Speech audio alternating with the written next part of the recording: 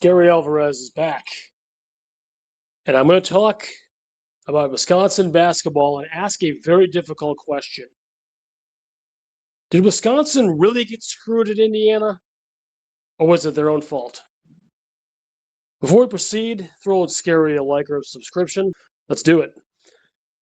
So, I'm presuming that most of you know what I'm referring to. If you're listening to this niche podcast, you probably were watching on Saturday when Wisconsin suffered what I considered at the time, and still to a large extent do consider to be one of the most galling Wisconsin basketball losses in recent memory.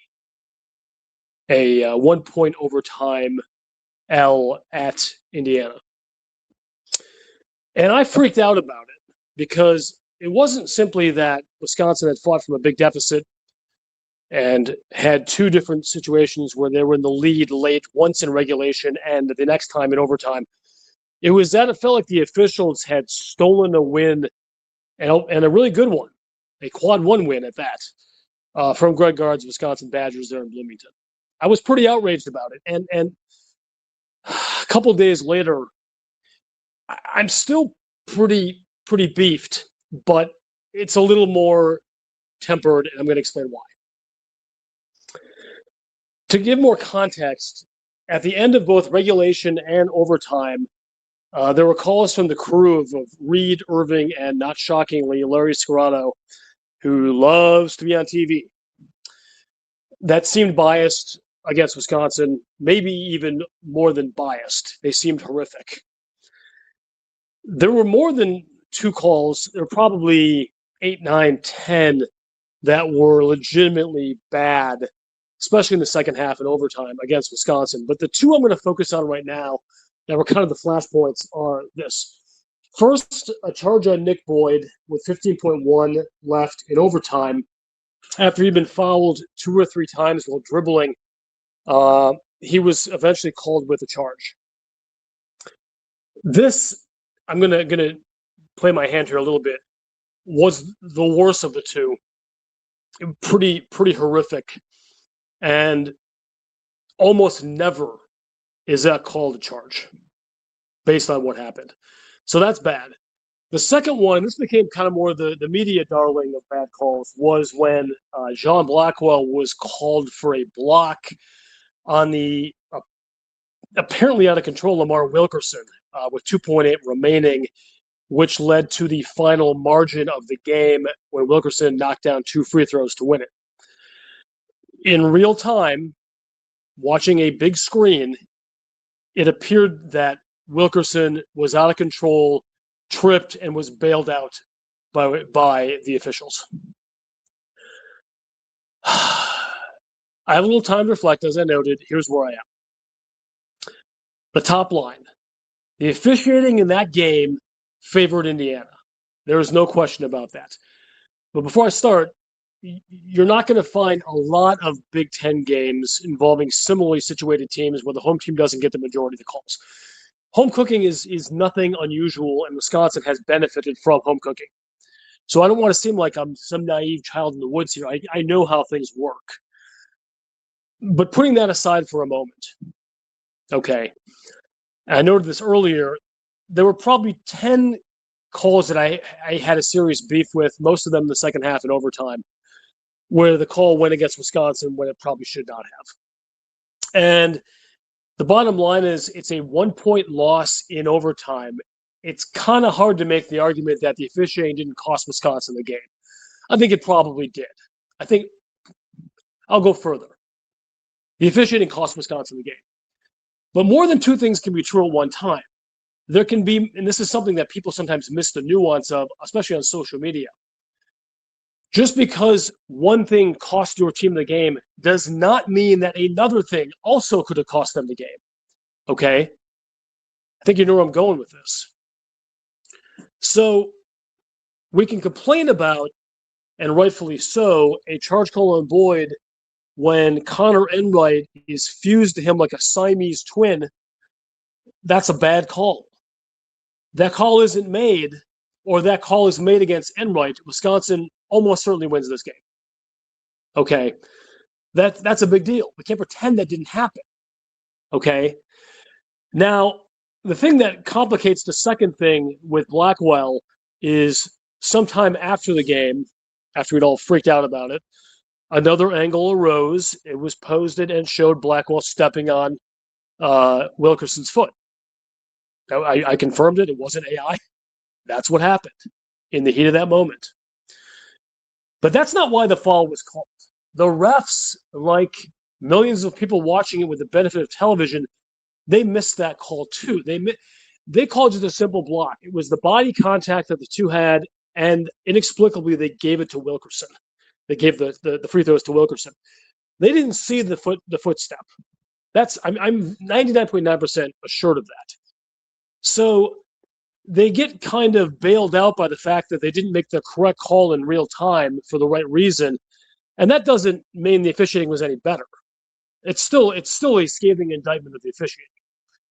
That's just the reality of where it is, guys. That's just the reality of where it is. Guard, as he noted in his post game, he was a little bit more on the nose there as far as his complaints. He's probably going to get a fine for the Big Ten.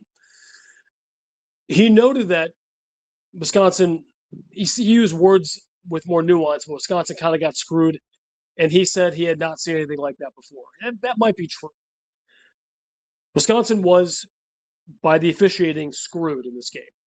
I stand by that. But it is also my responsibility to point out that they allowed a good team in Indiana playing in their home court a 14-point lead in the first half. Yeah, you heard me right. As they have been wont to do, Wisconsin starts slowly, Wisconsin gets down big, and then they play the balance of the game trying to shovel out from that deficit. At some point, we need to say, despite the fact that Wisconsin played well in large stretches of that second half and probably deserved to win, you don't get a free pass for having a bad start.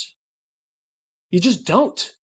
Wisconsin has to fix this. So, well, I do think I can correctly state that Wisconsin was screwed by the refs in this game, and if calls would have gone differently, which they should have, Wisconsin would have won this game.